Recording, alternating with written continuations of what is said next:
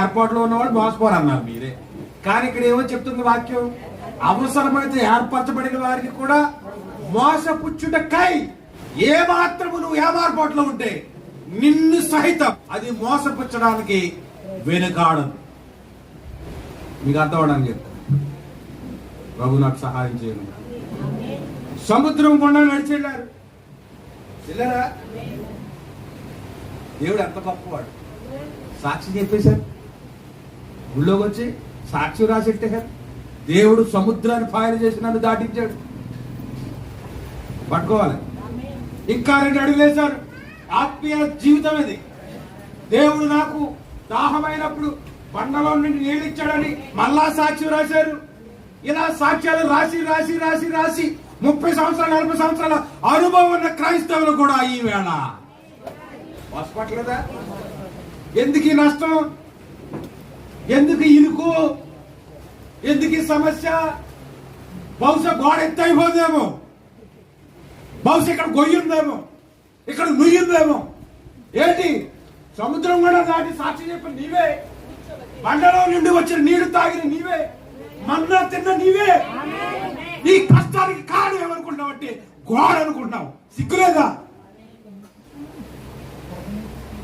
ఒక గోడ నీ జీవితాన్ని మారుతుందంటే నమ్ముతున్నావా?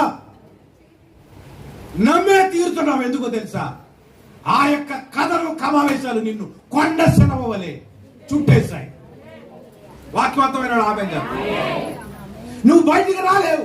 ఇశ్రాయేలు వలె నేడు క్రైస్తవులు కూడా దేవుని యొక్క శక్తిని, ఆయన ప్రభావాన్ని రుచి చూచి కూడా ఎన్నో సంవత్సరాల అనుభవం ఉండి కూడా ఏమో ఎందుకు దేవుని కార్యం నా జీవితంలో ఆలస్యమైంది, ఎందుకు ప్రభు మమ్మల్ని పరీక్షిస్తున్నాడు అని తలస్తున్నారా?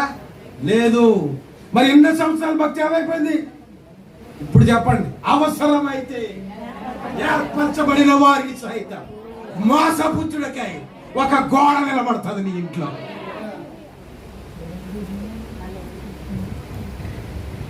గోడకు భయపడుతున్న క్రైస్తవులారా, సముద్రానికి ఇసుకతో సరిహద్దు నియమించిన దేవునికి నువ్వు భయపడలేదు.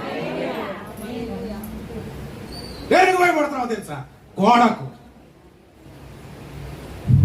కొండ సెలవు లాంటి సిద్ధాంతాల, కొండ సెలవు లాంటి నీరు తీసివేయలేకుండా పాతుకుపోయినటువంటి ఆచారాల ఏమిటి నీ మీద పరిపాలన చేస్తున్నాయి? నేనంటాను, నా జీవితం అంతటిలో నీ అధికారానికి నేను ఒప్పుకుంటున్నా. అది కష్టమైన నష్టమైన నీ సెలవు లేనిదే నా జీవితంలోకి శ్రమ కూడా అనుమతించబడు.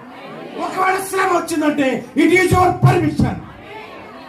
యోబు జీవితంలోకి కష్టం వచ్చిందంటే దేవుడు అనుమతితోనే అది వచ్చి ఉన్నది. అది యోబు ఎరిగి ఉన్నాడు కాబట్టి నా విమోచకుడు సజీవుడు, మై రిడీమర్ లివెత్. నేను నమ్ముకున్న దేవుడు ఎలాంటి వాడో తెలుసా? సజీవుడు.